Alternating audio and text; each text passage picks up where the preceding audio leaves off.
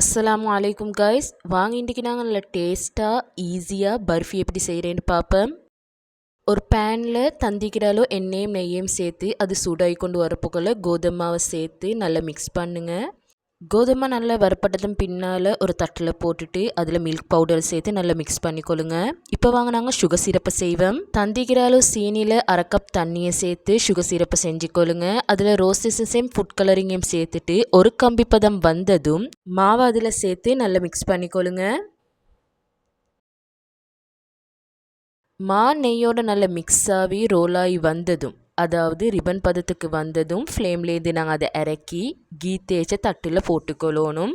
அதை நல்லா லெவல் பண்ணிவிட்டு 2 ஹவர்ஸ்க்கு அதை நாங்கள் செட்டாக வைக்கணும். 2 ஹவர்ஸ்க்கு பின்னால் தான் நாங்கள் பீசஸ் வெட்டிக்கொள்ளணும். இது தான் நான் செஞ்ச பர்ஃபி.